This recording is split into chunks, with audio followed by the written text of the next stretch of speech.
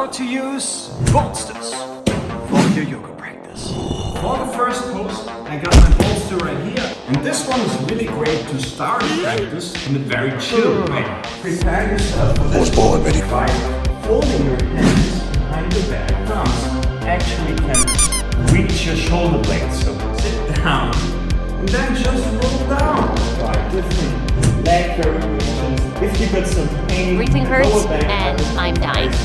Get the feet to the mat with like your knees which drop down towards each other. I would suggest you to stay in 5 to 10 minutes. Another great opportunity, sitting split. You might struggle, as I do, to not go back actually, but you want to sit a little bit backwards to shift your hip forwards so that your upper body can also move forward and down. You want some good tension between your arms and your legs. If your split is getting a little bit wider, good old block will help you here to get a little bit more extra length. Your knees and your toes pointing upwards will get this very, very nice stretch of your inner thighs. You can also do variations here. Press your shoulder to your thigh, grab with your hand, grab with your other hand your head, really bring your shoulder above the other one and pull your elbow towards your foot. Kind of fancy way to use the bolster, row position. And the bolster here serves you as a kind of mental help.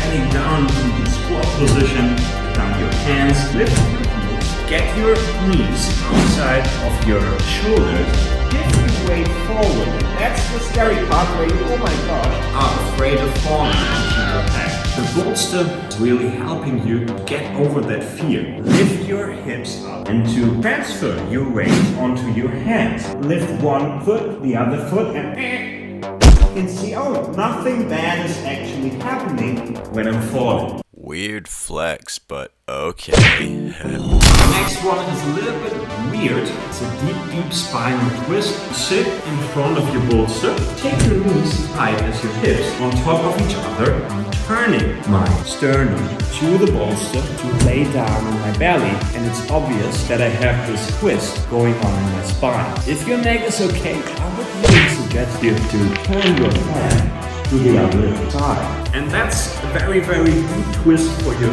whole spine. Again, I would suggest you to stay a little bit longer.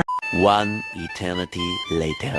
For the next pose, we're coming into this pitching position. You might saw that one already in the blocks video, link right here.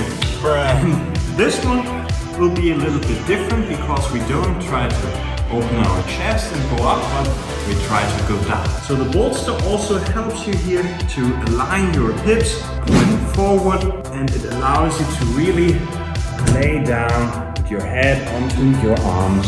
You don't have to worry about your hip falling to one or the other side because the bolster is keeping your alignment safely. You can do advanced variations of this pose here. For example, you can walk your hands away from your front knee until you get your shoulder right in the middle down, just in front of your pubic bone. You can connect your hands here to twist and turn upwards. Also take your head with you into the twist and turn your vision around yourself.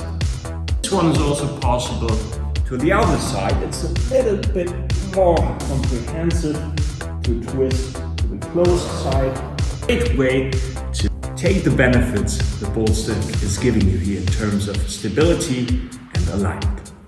Thanks for watching. If you made it so far, my next video will be about chairs and how a chair could actually help you in your yoga practice. See you there.